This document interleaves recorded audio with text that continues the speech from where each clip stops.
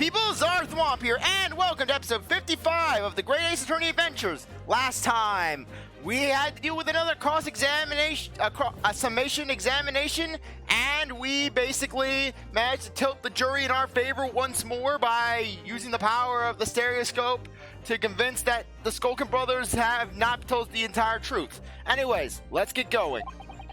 2 lean to guilty, 4 lean to not guilty. Accordingly, the jury is without consensus. And I order this trial to continue. Yay, well done! Oh, by the way, What? you should hold on to this, Runo. You never know when it might come in useful. Twice in one trial would be unusual, surely, but alright. The stereoscope has been entered into the court record. Lord Benzix, you will instruct the witnesses that the court demands additional testimony from them. I'm sure it won't spoil the bouquet to do so, my lord.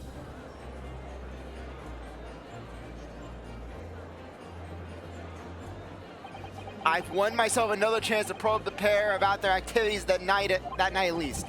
And I won't stop probing them until I've proven that Gina is innocent.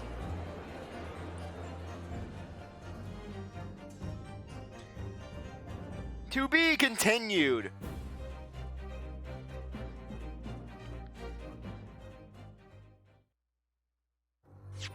No, I'm not saving the game. I'm perfectly good. Okay, let's do this.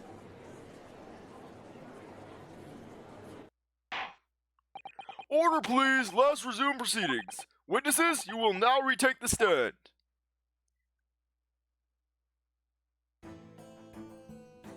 The 3 Skulkin brothers together once more. I presume you heard the defense counsel's summation examination. Oh, yeah, Governor.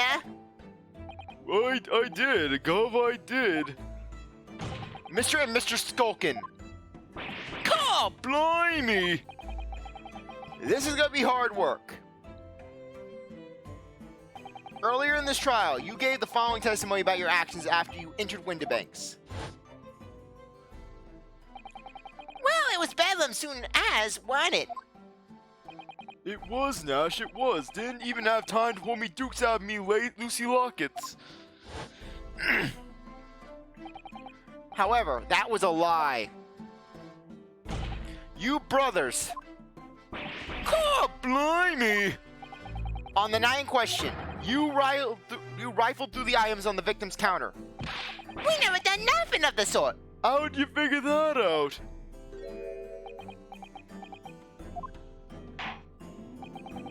You will now give formal testimony once again. You will tell the court precisely what happened on the night in question, and this time you will tell the truth. Each lie that passes your lips serves to increase the severity of your punishment. And that, gentlemen, may deal a crushing blow to your chances of ever seeing the light of day again. Oh, sorry, thought that was an eye. A thought worth pondering, perhaps. Say no more, Gov. We'll hear you. We'll blab, we'll squeak, we'll peach.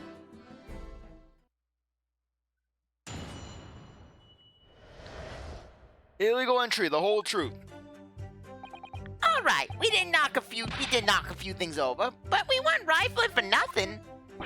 It was when we heard the gunshot, see? Made us both jump and all the stuff went flying. Mommy, it didn't give Sorry, my eyes. I get cross-eyed. I swear, I get so cross-eyed. Basically, what happens is my TV's at a sweet distance where basically my nearsighted eye and my farsighted eye don't really line up, and as such, I end up seeing doubles. Basically, think of it like an inverse, like the reverse of a stereoscope. Mommy, it didn't half give me a fright. We was thinking the shooter did come out of the doors and guess next.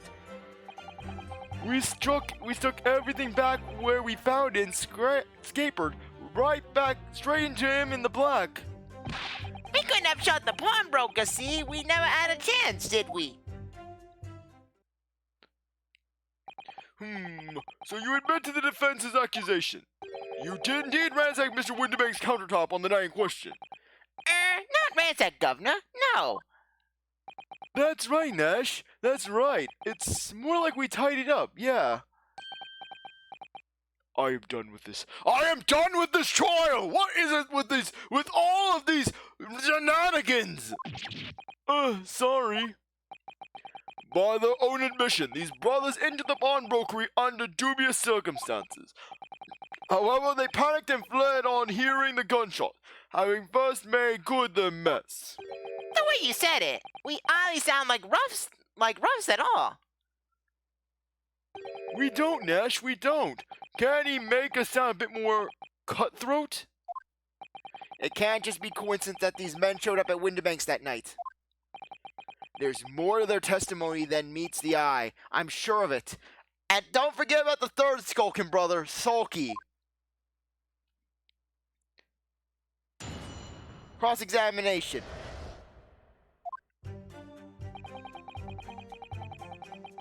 Okay, let's do this. If that's the case, then why didn't you testify to that effect in the first place? Well, you know, we ain't exactly squeaky clean, are we? We ain't, Nash, we ain't. If we admitted to something like that, people would think we was up to no good. Well said, Ringo, me old China. We'd only land ourselves in even more trouble. And in fact now, as a result of lying in your previous testimony, that's exactly what you've done. Landed yourself in even more trouble. Ah, well, That's right, look. Says the rotten apple eater. Witnesses, explain your actions to the court. Why did you ransack the victim's counter? he had nice stuff. We never ransacked nothing. Right, Nash, right. More like we tidied the place up. Just the glare. He is done. Fansix is done. So, Oh, sorry.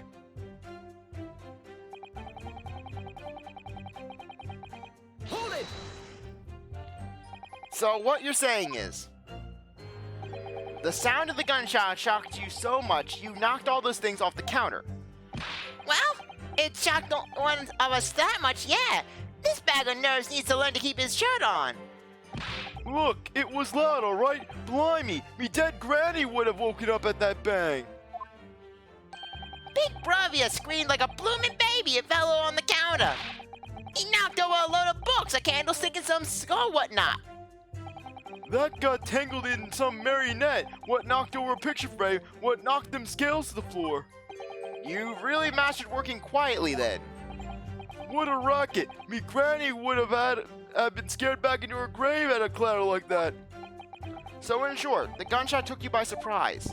And then some. I mean, it was quiet as a mouse, and then all of a sudden, bam! And then Sulky. Sulky's coming in. Sulky's coming in for the kill. What do you have to say, Sulky? Excuse me. What wisdom do you have, Sulky? Inspector Sulky, do you have something to add? Look, I keep saying, I don't appreciate being lumped in with these scoundrels. Hey, don't talk about your brothers like that. No, something to add about their testimony? You seem to react just now. You seem to react just now what Mr. Sulkin said. Did it make you think of something? It's probably nothing, of course. I wouldn't even bother mentioning it only. Well, the fact is, cases don't get solved if you ignore the little details. How about you just tell us what's in your mind? As you know, we brought these fellas into the yard for questioning last night, and the statement they gave then told a slightly different story to what they're saying now. Did it? You claimed you heard the victim shout something out before the gunshot. Might have, Gov, might have. It does ring a bell now you mention it.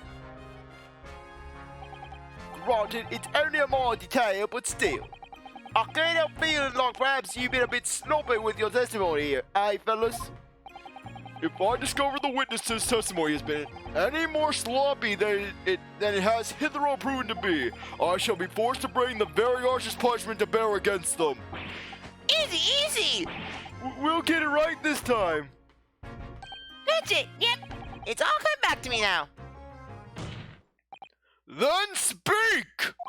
Supplement your testimony with whatever details have miraculously returned to your questionable minds, sirs! Right you are, Gov.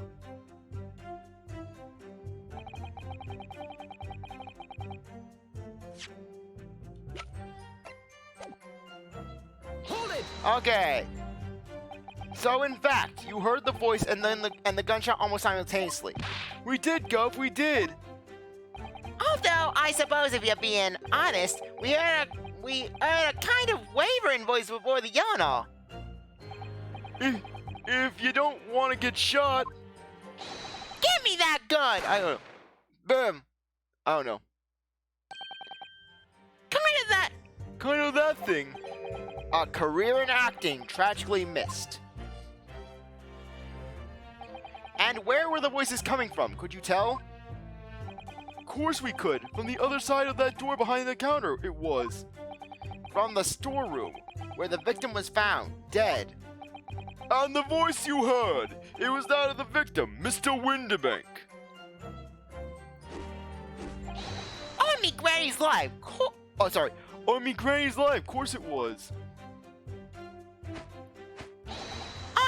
On his granny's life! Course it was! So, that would mean that you both knew Mr. Windibank and the sound of his voice. So that would mean what? What, Nash? What? Any ideas? Yes, Counsel. Indeed it would. No, we didn't know the geezer! How am I supposed to deny it when that bloke in all the fancy clobberings giving us the evil eye? If you value your lives, you will ensure your testimony is accurate and true. Oh, on me granny's life it is. On his granny's life it must be! It's a good job his granny's dead. To summarize then, immediately after hearing the voice of the victim, you then heard the gunshot, causing you to stumble and upset the items on the counter, scattering them all over the shop's floor. You make it sound like we're clumsy! Sorry. May sound like we're clumsy. Don't forget we tied up after like good little boys. Anyways, the way I see it,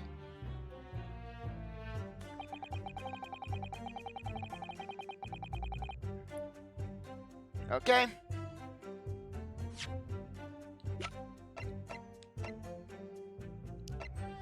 Objection! There we go. You're saying that on the night in question, the victim, Mr. Windibank, was wielding a gun. Is that correct? that's it, Gov. You got the picture. He has, Nash, he has, no question.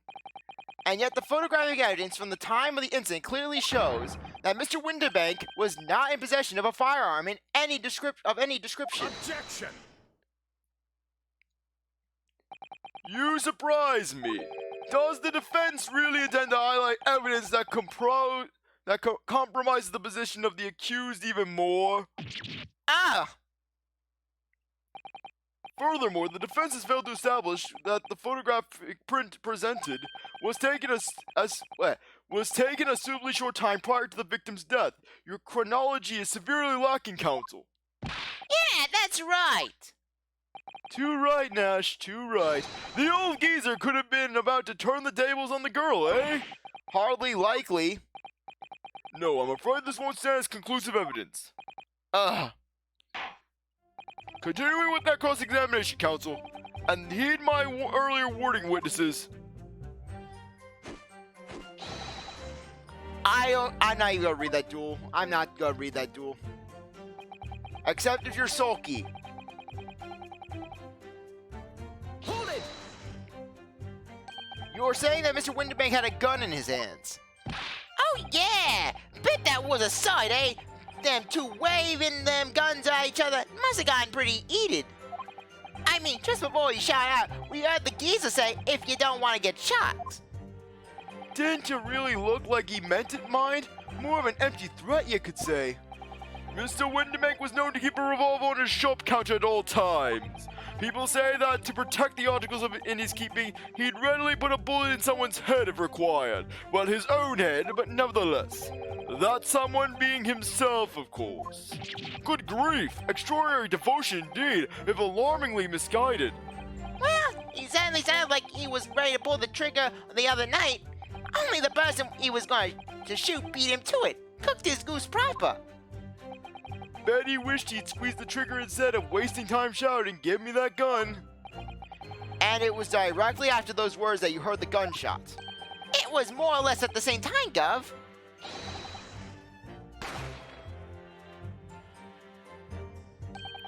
Kind of thing. Yes, a career in acting very tragically missed. Then we heard the sound of someone hitting the deck. Before everything went quiet. After that, we done a slapdash job tying the place up.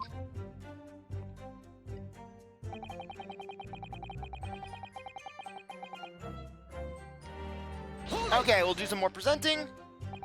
So, you didn't try to open the storeroom door then? Not on your life. It went deathly quiet after that did. Put the wind right up me. But anyways, the door was locked, weren't it? No way that was opening. And I cannot read to save my life today. Yes, of course, it was locked on the inside, or so we've been led to believe. It was, Gov, it was, from the inside. Right, so we had no way of knowing what was going on in there, did we? Unless there was some other way to get a view of the inside of the storeroom. Like through a keyhole or a spy hole, perhaps? What the? Just these guys, they have trumped the modern music industry. Don't ring no bells. Don't light no lights. We had to cut and run before we noticed anything like that. We're still cutting our teeth in this game, see, but one day we'll really cut the mustard. Please, cut it out. But as we know, behind that door was the victim's lifeless body, with the accused not 2 feet away. Yes, unfortunately, Gina was in there, unconscious, with the gun in her hand. Okay. Yeah, because we'd bring up the point that there aren't two guns present at the crime scene. Gina was in there, unconscious, with the gun in her hands. To confirm, would it be correct to say that neither of you set foot inside the storeroom? That's right. That's right, Gov, that's right. Couldn't have, even if we wanted to.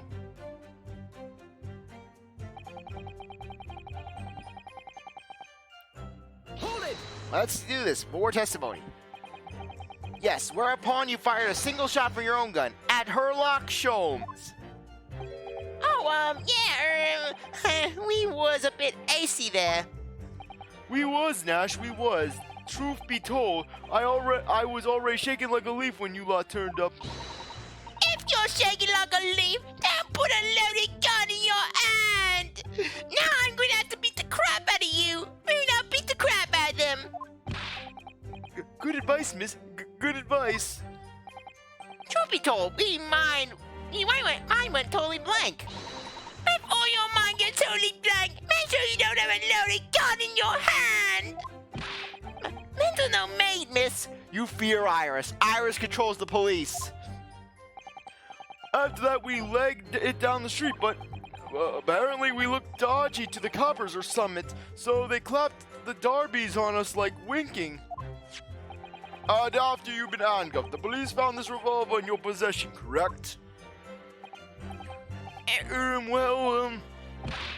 listen, that proves it, don't it, eh?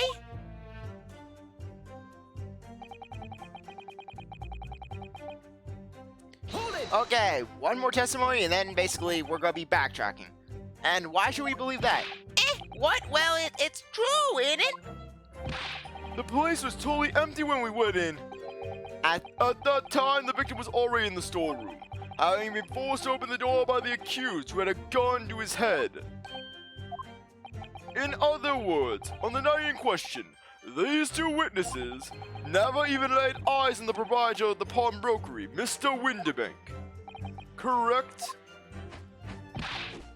You got it, mister. Down to a T!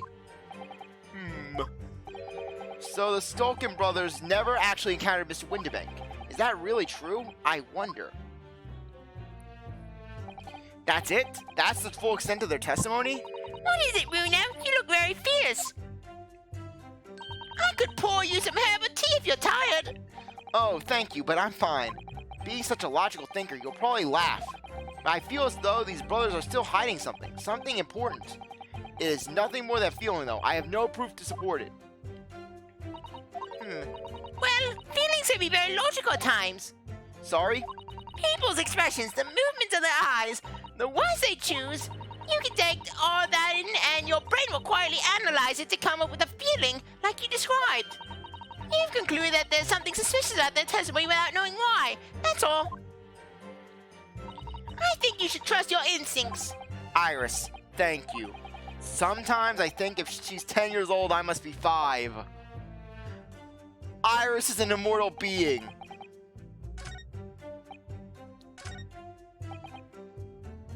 Okay, let's try pressing this again. Yeah, I just want to see if basically anything will pop up. Okay, is anything popping up? No, because it's going to be another round of CzarThwomp tries to figure out what's going on. Okay. Nothing there. Okay.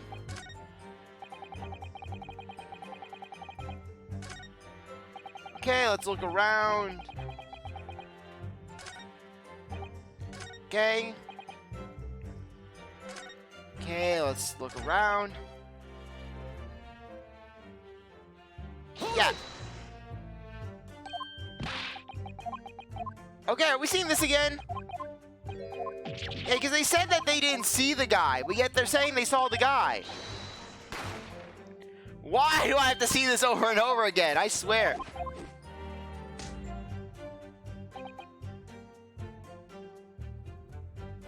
Hold it! Yeah, let's just try pressing again. Okay. So, what's going on? Okay, looking around. Yes, Windibank was on the ground. Gun in Gina's hand. Okay, we looked through. Okay. Let's search through. Nope, no, that's not what we want. Okay, let's search their gun. So, there's ammunition still loaded in 5 of this revolver's 6 cylinders. Yes, which tells us that only a single shot was fired from it. Exactly. The bullet that hit Hurley, in fact, isn't it? Yes, it happened almost as soon as we walked into Windibank's door. I'll make those brothers pay.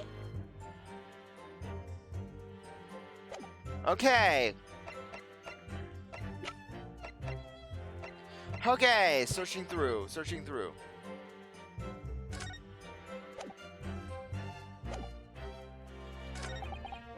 Okay, I'm just looking through. Okay. I'm just searching through. Because I know what happens in this case. I am very well aware of the backstory behind this case, much like every other case. It's just basically getting there.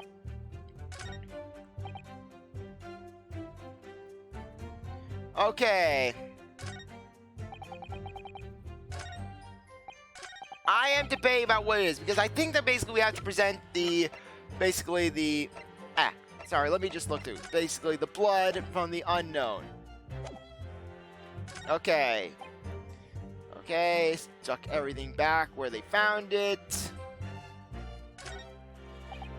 Okay.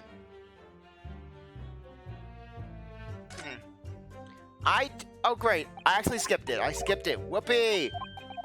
What am I missing though? What am I missing?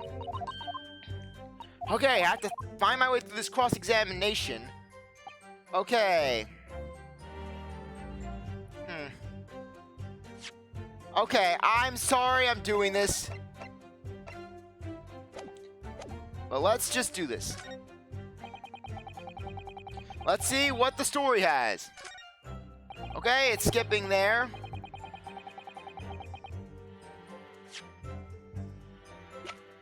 Okay.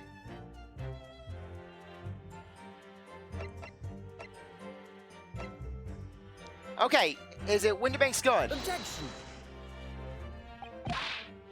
Okay, that is not it.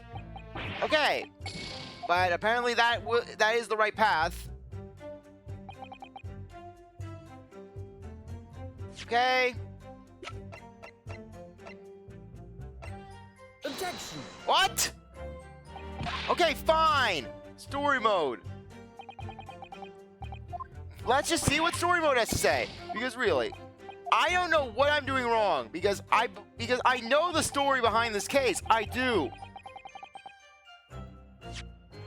Okay, let's see the mighty evidence that you will present.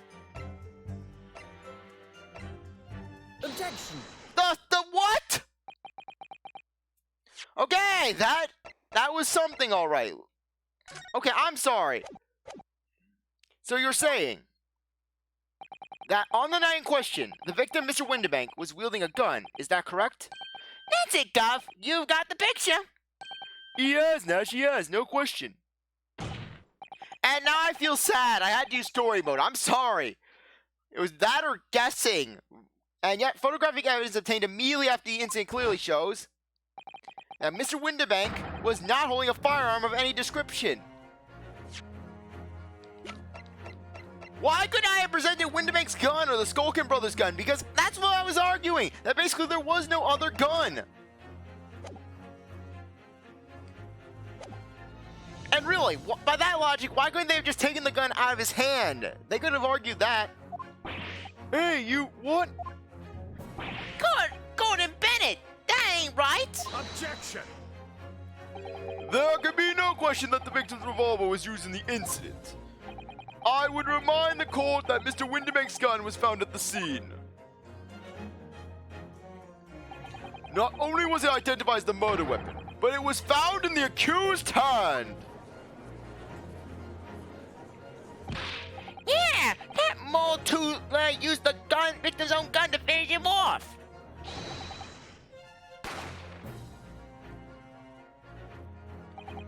Kind of thing. Hold it. Stay exactly where you are, right there. Eh? Eh? If the crime had taken place as you so colorfully described in your testimony, it would have given rise to the undeniable, significant inconsistency in the final moments you've just acted out. Goodness, are you sure, counsel? You intrigue me, my learned friend, but let's see some evidence to support your claim. Where's the proof that demonstrates this inconsistency in the portrayal of the final moments? Okay, where is it? Where is it? Autopsy. Wait, no, this is not it. This is not it. Okay. Autopsy report. Okay, I just want to make sure.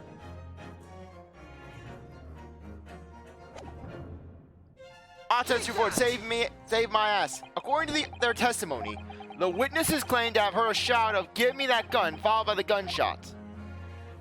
Indeed, with the two events happening almost simultaneously, or so we've been led to believe. Yes, that's right. Now, if that testimony is true, it would mean that at the moment of death, the victim and his attacker would have been facing each other. However, in the autopsy report, it clearly states that the victim died instantaneously after being shot from behind. I don't even know who's speaking. So, as I said before, there is an undeniable inconsistency in your testimony, Mr. and Mr. Skulkin. Yeah! Gah! But it's the guns on his tooth. It is, Nash, it is. When he was shot that night, The shopkeeper had a gun in his hand. We saw it with our own bleeding eyes.